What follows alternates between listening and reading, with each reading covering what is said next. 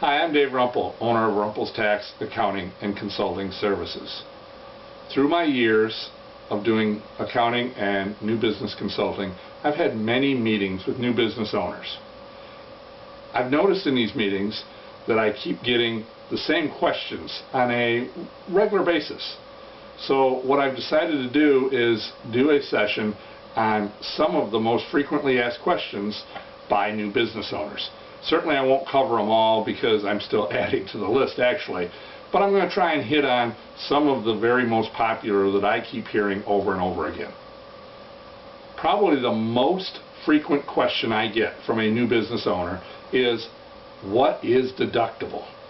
And I like to answer this in two ways. I like to give the official answer, which is the IRS answer.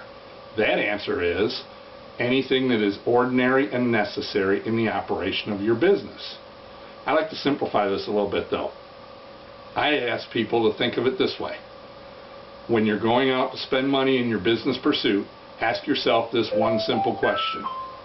If I weren't doing this business pursuit, would I be spending this money? If the answer to that question is no, then most likely it's something that you're going to want to be deducting against your business income. There's one little twist that you might want to add to that is it also should be a reasonable expense. You know, you can't go extravagant and necessarily have it always be deductible. But the main thing is ordinary and necessary. So if you wouldn't be spending that money, if you weren't doing the business pursuit you were doing, chances are you want to be deducting that somewhere.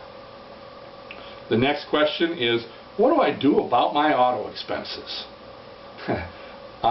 There's two basic methods for deducting your auto expenses for tax purposes. The first method is referred to as the standard mileage rate. That's a pretty straightforward method.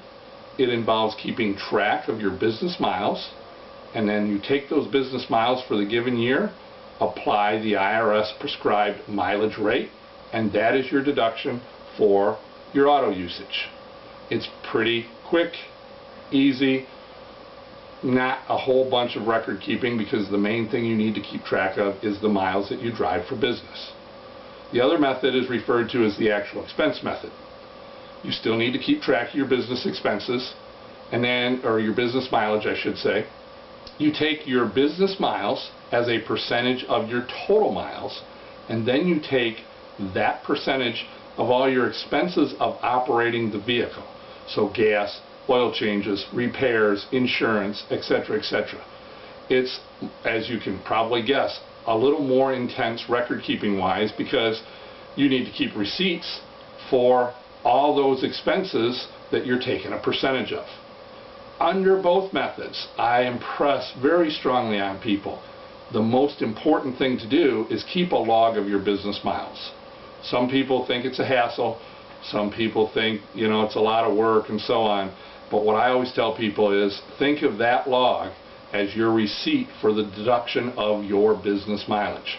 Without that log, you're opening a gap in your tax return that the IRS can take issue with.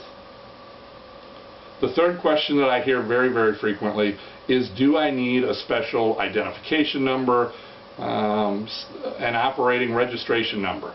Well, officially it's known as an employer ID number. Okay, if you do business as a sole proprietor, so you're not a partnership, you're not a corporation, you're not an LLC, and you don't have any employees, then there is no requirement for you to have a federal employer identification number. It's only if you do business other than a sole proprietor or that you have employees that you are required to have this unique number that identifies that business entity, or it identifies your business as an employing unit. Now, the one little twist that I offer on this one is, if you're going to have people that do subcontract work for you that you're going to need to issue 1099 forms for, you might, even though you're not required to get an employer ID number, you might actually want to get one, because your Social Security number is your employer ID number if you don't apply for a separate number. However, when you're sending out these 1099 forms, I'm sure that your relationship with each and every one of the independent contractors that you might engage is not such that you really want to be giving them your Social Security number. So that is one very strong consideration that I would encourage you to enter into. Next question that I'd like to address, or that I hear very frequently, is do I need to go out and buy some accounting software or something of that nature, QuickBooks Pro or some other accounting package? And my answer to that is no. When you keep in mind that the basic process of accounting is to, 1, satisfy your governmental reporting requirements, a la most likely a tax return, or 2, provide you better information to run your business in a more efficient manner, you can do that without necessarily spending money on accounting software. You can do a lot of accounting through the use of spreadsheet software and things of that nature. Paper and pencil work perfectly okay as well. What I do say is, more importantly than how you do your accounting work, is to get yourself a good system to do your accounting work. A good paper flow, a good file structure, a good system to keep yourself squared away. The last question I'm going to address today on most frequently asked new business questions is, should I incorporate or be an LLC or something of that nature? I like to answer that question this way. Ask yourself these two things. What is the likelihood of what I'm doing in my business pursuits of getting sued, and what personal assets do I have to protect?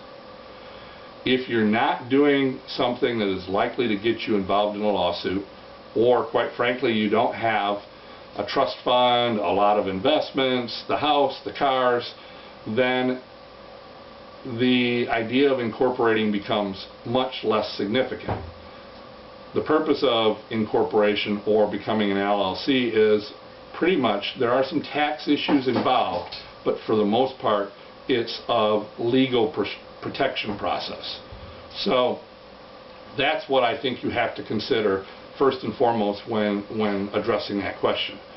If the odds are very slim or you have very little to protect, it's not necessarily worth the expense that is involved in going through the legal process of incorporation or becoming an LLC.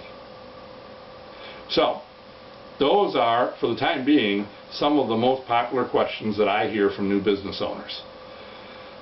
Of course, it's difficult to do full justice to any topic in the brief time that we allow here, and it's never a substitute for good professional advice and service that can be tailored to your needs and your circumstance. But hopefully this gives you some ideas on some of those questions. You can feel free to contact us if you have additional questions regarding these issues. Also, if you'd like to see some special topic addressed in this series, feel free to let us know on that. And if you have feedback that you'd like to offer on this program and the informational sessions that we present, we'd like to hear that as well. Also, for all your tax and accounting needs, feel free to contact our office. You can call us at area code 815-708-7315. You can email us at rumpelstax@aol.com or daverumpel1@aol.com.